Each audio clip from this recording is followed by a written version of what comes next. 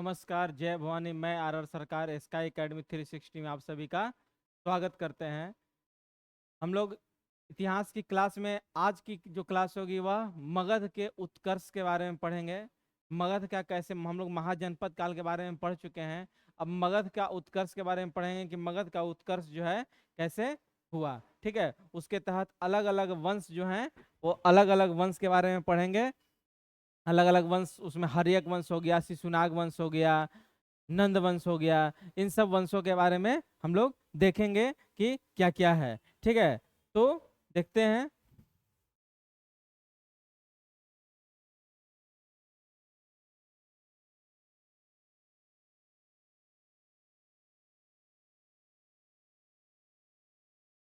देखिए, मगध साम्राज्य का उत्कर्ष।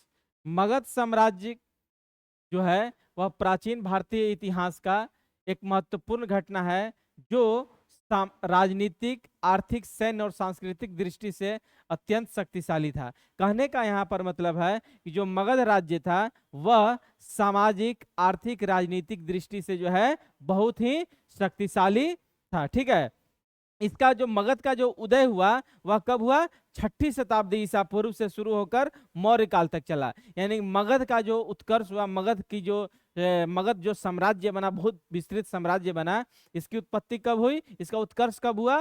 6ठी शताब्दी ईसा पूर्व में हुआ। और यह कहाँ कब तक चला?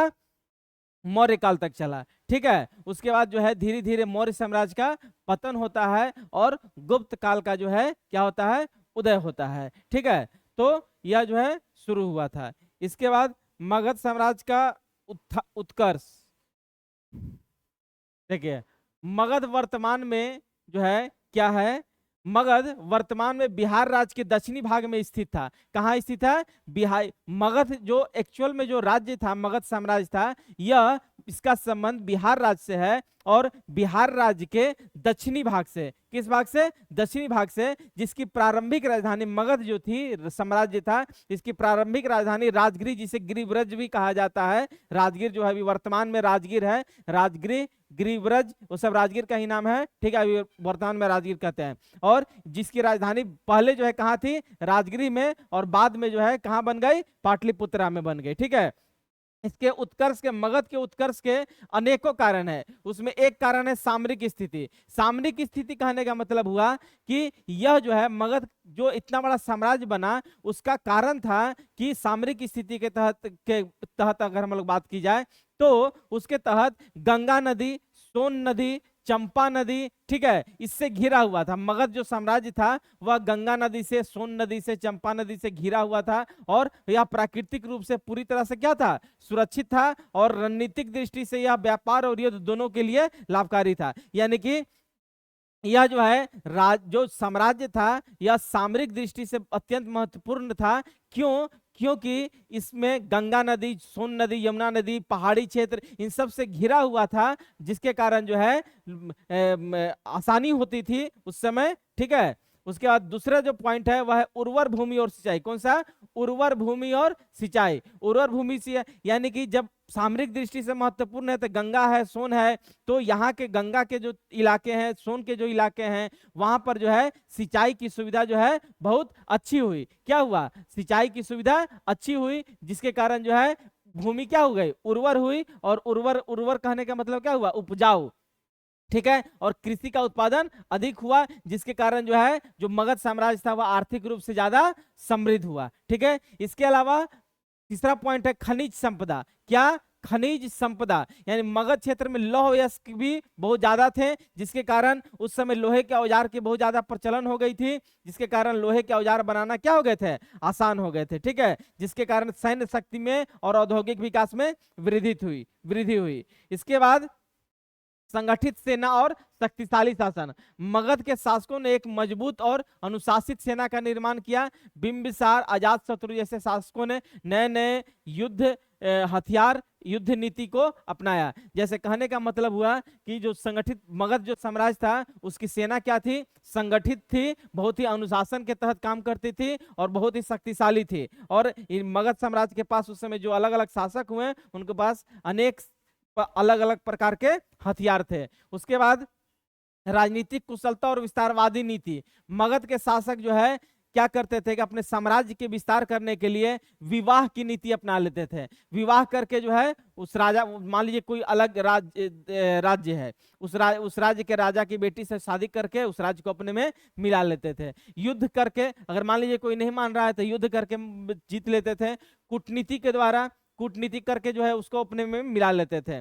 ठीक है, इसमें जैसे अजात शत्रु, महापद्मनंद, ये सब जो है क्या किए, अपने प्रतिद्वंदियों यानी अपने विरोधियों को हरा के बहुत बड़ा क्षेत्र पर क्या कर लिया, अधिकार कर लिया। प्रशासनिक दक्षता की बात की जाए तो मौर्य काल में विशेष रूप से चंद्रगुप्त मौर्य, सम्राट अशोक का नाम आता है। ठीक है, जिनका सुसंगठित प्रशासनिक व्यवस्था थी, कर प्रणाली, जासूसी तंत्र, नगर व्यवस्था भी उन्नत थी। ठीक है, तो मगध का, अब देखिए मगध जो राजवंश है उसमें अलग अलग वंश हैं। मगध जो राजवंश का उदय हुआ उसमें अलग अलग वंश हैं, जिसमें हर्यक वंश आता है। कौन वंश? हर्यक वंश। हर्यक वंश के शासक कौन है? बिंबिसार, अजातशत्रु। सब हम लोग एक एक करके हर्यक वंश जो है सबके बारे में डिटेल से पढ़ेंगे अलग अलग क्लास में। ठीक है, अभी सिर्फ हम बता रहे हैं यहाँ पर कि जो मगध का उत्कर्ष हुआ उसमें मगध के उस उत्कर्ष में कौन कौन से वंश आते हैं और कौन कौन से उसके प्रमुख शासक हुए। तो उसमें हर्यक वंश जो था, हर्यक वंश, बिंबिसार और अजातशत्रु। ठीक है, उसके बाद यही बिंबिसार जो है मगध का नींव रखा और विस्तार की नीति अपनाई। उसके बाद आया शिशुनाग वंश। कौन आया? शिशुनाग वंश, जिसके शासक थे शिशुनाग कालाशोक। इसने वैशाली पर अधिकार कर लिया, राजधानी को पाटलिपुत्र स्थानांतरित कर दिया। यानी कि जो राजधानी गिरिव्रज थी यानी राजगृह थी, वह राजधानी स्थानांतरित करके कहाँ लाया? पाटलिपुत्र। उसके बाद आया नंदवंश। नंदवंश का महापद्मनंद शासक था, इसने साम्राज्य विस्तार की नीति अपनाई, धन को समृद्ध किया। उसके बाद आता है मौर्य वंश, जो सबसे महत्वपूर्ण वंश है, जिसमें चंद्रगुप्त मौर्य है, सम्राट अशोक है, बिंदुसार है। ठीक है, इसने भारत को इसी के काल में, मौर्य वंश के काल में ही जो है मगध साम्राज्य अपने प्रकाष्ठा पर थी, यानी कि उसका विस्तार जो है मगध साम्राज्य का बहुत ज्यादा हो चुका था, बहुत बड़ा था। ठीक है, सांस्कृतिक योगदान क्या है? सांस्कृतिक योगदान की बात की जाए तो मगध बौद्ध धर्म और जैन धर्म के प्रसार का प्रमुख केंद्र बना। इसके अलावा नालंदा और तक्षशिला जैसे विश्वविद्यालय जो है प्रसिद्ध हुए हैं। यानी कहने का सांस्कृतिक महत्व क्या हुआ मगध का कि इसमें जो है बौद्ध, इसी समय बौद्ध है जैन धर्म का उत्पत्ति हुआ तो उसको संरक्षण मिला, उसका विस्तार हुआ। ठीक है, इसके अलावा अब पढ़ाई के, शिक्षा के क्षेत्र में जो है तक्षशिला और नालंदा विश्वविद्यालय जो राजगीर में है, तक्षशिला पाकिस्तान में है, उनका विस्तार हुआ। उसके बाद अशोक ने बौद्ध धर्म को एशिया भर में क्या किया? फैलाया। ठीक है, मगध साम्राज्य का उत्कर्ष न केवल भारत के राजनीतिक इतिहास की एक महान उपलब्धि थी, बल्कि इससे भारतीय संस्कृति, धर्म, शिक्षा का भी वैश्विक प्रसार हुआ। इसकी नींव मजबूत शासन, आर्थिक संसाधन और सैन्य पर भी आधारित है। यानी कहने का तात्पर्य हुआ कि मगध जो साम्राज्य था वह जो है आर्थिक दृष्टिकोण से, सामाजिक दृष्टिकोण से, सांस्कृतिक दृष्टिकोण से, धार्मिक दृष्टिकोण से जो है यह जो है बहुत ज्यादा संपन्न था। ठीक है, और इसका विस्तार बहुत ज्यादा था। तो यह था मगध का उत्कर्ष। ठीक है, अब हम लोग जो है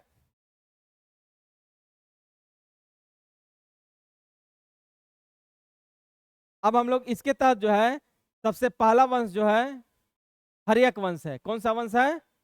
हर्यक वंश है। ठीक है,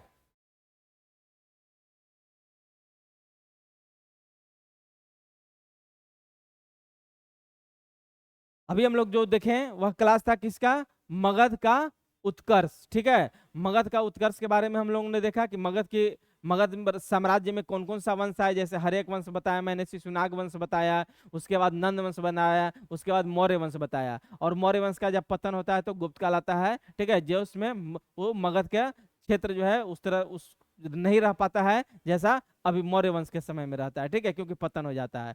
अगली क्लास में हम लोग जो है हर्यक वंश के बारे में पढ़ेंगे। ठीक है, उस तब तक आप जो है रिवीजन कीजिए, याद कीजिए। ठीक है, धन्यवाद।